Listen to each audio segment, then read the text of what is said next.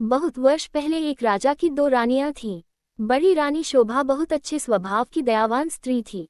छोटी रानी रूपा बड़ी कठोर और दुष्ट थी। बड़ी रानी शोभा के एक पुत्री थी, नाम था देवी। रानी रूपा के भी एक बेटी थी, नाम था तारा।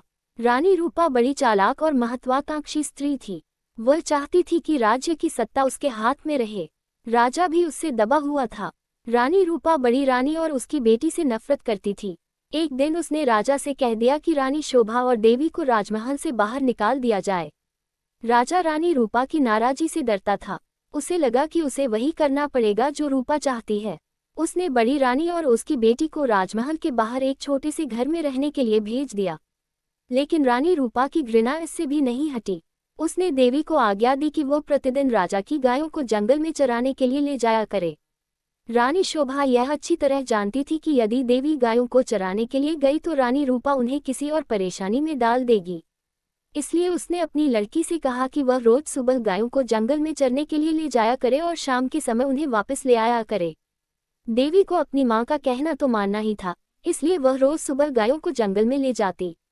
एक शाम जब वह जंगल से घर लौट रही थी तो उसे अपने पीछे एक धीमी सी आवाज सुनाई दी, देवी, देवी, क्या तुम मुझसे विवाह करोगी? देवी डर गई। जितनी जल्दी हो सका उसने गायों को घर की ओर हाँका। दूसरे दिन भी जब वह घर लौट रही थी तो उसने वही आवाज पुनः सुनी। वही प्रश्न उससे फिर पूछा गया। रात को देवी ने अपनी माँ को उस आवाज के बारे में कहा। माँ सारी रात इस बात पर विचार करती रही। सुबह तक उसने निश्चय कर लिया कि क्या किया जाना चाहिए। सुनो बेटी, वह अपनी लड़की से बोली, मैं बता रही हूँ कि यदि आज शाम के समय भी तुम्हें वही आवाज सुनाई दे तो तुम्हें क्या करना होगा? बताइए माँ, देवी ने उत्तर दिया। तुम उस आवाज को उत्तर देना। रानी शोभा ने कहा, कल सुबह तुम मेरे घर आ जाओ, फिर मैं तुमसे विवाह कर लूंगी।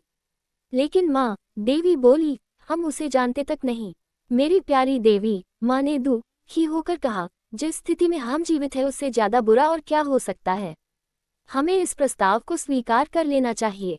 ईश्वर हमारी सहायता करेगा। उस संध्या को जब देवी गायों को लेकर लौट रही थी उसे वही आवाज फिर सुनाई दी।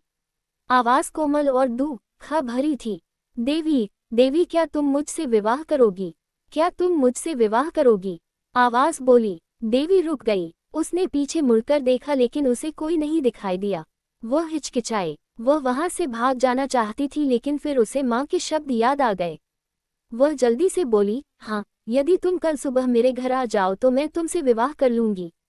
तब वह बड़ी तेजी से गायों को हाँकती हुई घर चली गई। अगले दिन सुबह रानी शोभा जरा जल्दी उठ गई। उसने जाकर बाहर का दरवाजा खोला, देखने के लिए कि कोई प्रतीक्षा तो नहीं कर रहा। वहां कोई भी न था। अचानक उसे एक धक्का सा लगा और वह स्तब्ध रह गई। एक बड़ा अजगर कुंडली मारे सीढ़ियों पर बैठा था। रानी शोभा सहायता के लिए चिल्लाई। देवी और नौकर भागे भागे आए कि क्या बात है। तभी एक आश्चर्यजनक बात हुई। अजगर बोला, नमस्कार। उसका स्वर बहुत विनम्र था। मुझे निमंत्रित किया गया था इसलिए मैं आया हूँ। आपकी लड़की ने मुझसे वायदा किया था कि यदि मैं सुबह घर आ सकूं तो वह मुझसे विवाह कर लेगी। मैं इसलिए आया हूँ। रानी शोभा की समझ में नहीं आ रहा था कि वह करे तो क्या करे। उसे तो यही आशा थी कि किसी दिन कोई सुंदर नौजवान उसकी लड़की से विवाह करने आएगा। उसने ये कभी नहीं सोचा था कि वह अजगर होगा। एक नौकर भागकर रानी रूपा के पास गया और उसने सारी घटना बतला दी। रानी यह सुनकर प्रसन्न हुई। वह उसी समय अपने नौकरों के साथ रानी शोभा के घर गई। यदि राजकुमारी देवी ने किसी के साथ विवाह का वायदा किया है, वह बोली, तो उसे अपना वायदा अवश्य निभाना चाहिए। रानी होने के कारण ये देखना मेरा कर्तव्य है कि वह अपना वायदा पूरा करें। उसी दिन विवाह हो गया। रानी शोभा और देवी के लिए यह कोई प्रसन्नता का समय नहीं था, लेकिन इतने दुर्भाग्य सहने के बाद वे किसी भी प्रकार की विपत्ति का सामना करने को तैयार थीं। विवाह के पश्चात अजगर अपनी पत्नी के साथ उसके कमरे में गया। सारी रात रानी शोभा ने प्रार्थना करते हुए बिताई कि उसकी बच्ची ठीक ठाक रहे। दूसरे दिन बड़े सवेरे उसने देवी के कमरे का दरवाजा खटखटाया। एक सुंदर नवयुवक ने दरवाजा खोला। देवी उसके पीछे खड़ी थी। मैं आपको कह नहीं सकता कि मेरी जान बचाने के लिए मैं आपका और देवी का कितना आभारी हूँ, वह नवयुवक बोला। मैं एक शाप के कारण अजगर बन गया था। एक वन देवता मुझसे क्रुद्ध थे और उन्होंने मुझे अजगर बना दिया। बाद में उन्हें अपनी करनी पर दुख हुआ। तब उन्होंने कहा कि यदि कोई राजकुमारी मुझसे विवाह कर लेगी तो मैं फिर से मनुष्य बन जाऊंगा। और अब देवी ने मुझसे विवाह कर लिया है। मेरा शाप उतर गया है। अब मैं फिर कभी अजगर नहीं बनूंगा। रानी शोभा बहुत प्रसन्न हुई। वह अपनी लड़की और दामाद को राजा से मिलाने के लिए ले गई। ये बड़ी विचित्र घटना थी। चारों ओर से लोग इस विचित्र नवयुवक को देखने राजमहल में आने लगे। सभी उत्सुक थे सिवाय रानी रूपा के। रानी रूपा बहुत गुस्से में थी। उसने झल्लाते और खींचते हुए अपने आप को कमरे में बंद कर लिया।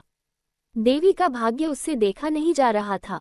वह चाहती थी कि उसकी बेटी तारा भी ऐसी भाग्यशाली बने। आखिरकार उसे एक युक्ति सूझी। उसने झपनी लड़की को बुलाया। देवी का विवाह तो अब हो गया है, वह बोली, इसलिए गायों को जंगल में चराने के लिए तुम ले जाया करो। नहीं, तारा चीख कर बोली, इतने नौकर हैं तो फिर मैं क्यों गायें चराने जाऊं? यह मेरी आज्ञा है। रानी क्रुद्ध होकर बोली, एक बात और भी सुनो। यदि जंगल में कोई तुमसे विवाह का प्रस्ताव करे तो तत्काल कह देना कि तुम विवाह के लिए राजी हो, यदि वह अगले दिन सुबह हमारे घर आ जाए। तारा माँ की इस योजना से भयभीत हो गई। वह गायों को जंगल में नहीं ले जाना चाहती थी। वह खूब रोई, लेकिन रानी फिर भी नहीं पिघली। तारा को उसकी आज्ञा माननी पड़ी। तारा रोज सुबह गायों को जंगल में चराने के लिए ले जाती और फिर शाम के समय वापस ले आती। लेकिन उसने एक बार भी जंगल में किसी तरह की आवाज़ नहीं सुनी जो ये कह रही हो, क्या तुम मुझसे विवाह करोगी? फिर भी रानी निराश नहीं हुई। जंगल में कोई अजगर तो था नहीं जो तारा से विवाह का प्रस्ताव करता। इसलिए उसने खुद अजगर ढूंढने का निश्चय किया। उसने अपने नौकरों को एक अजगर लाने की आज्ञा दी। बहुत खोज करने पर काफी दिनों पश्चात उन्हें एक बहुत बड़ा अजगर मिला। उसे पकड़कर वे राजमहल में ले आए। आखिरकार रानी का अभिप्राय पूरा हो गया और उसने तारा का विवाह इस अजगर से कर दिया। अब रानी को संतोष हुआ। विवाह की रात तारा तथा अजगर को एक कमरे में बंद कर दिया गया। रानी अधीरता से सुबह की प्रतीक्षा कर रही थी। रानी रूपा ने सवेरे सवेरे ही लड़की के कमरे का दरवाज़ा खटखटाया, लेकिन कोई उत्तर न मिला। उसने जरा और जोर से दरवाज़ा खटखटाया, लेकिन दरवाज़ा तब भी न खुला। रानी से और प्रतीक्षा न की गई और उसने धक्का देकर दरवाज़ा खोल दिया। मोटा अजगर जमीन पर पड़ा हुआ था, लेकिन तारा का कहीं पता नहीं था। रानी चीख पड़ी। महल में सभी ने उसका चीखना सुना। राजा और नौकर भागे आए कि क्या बात है, राजकुमारी कहाँ है? सब चिल्लाए, वह तो अजगर के पेट में होंगी। रसोइया बोला, देखो वह कितना मोटा हो गया है। रानी अब बड़ी जोर जोर से रोने लगी। राजा भी रोने लगा। रसोइया अपना सबसे बड़ा चाकू ले आया। वह बोला, यदि वह अब तक जीवित हुई तो मैं राजकुमारी को बचाने की कोशिश करूंगा। उसने अजगर का पेट चीर डाला। तारा अच्छी भली जीवित थी। रसोइये ने उसे बाहर खींचा। वह चीख मारकर अपनी माँ की तरफ भागी। अजगर की मृत्यु हो गई और साथ में रानी रूपा की इस इच्छा की भी कि तारा का विवाह देवी की तरह ही किसी योग्य और संपन्न नवयुवक से हो। बहुत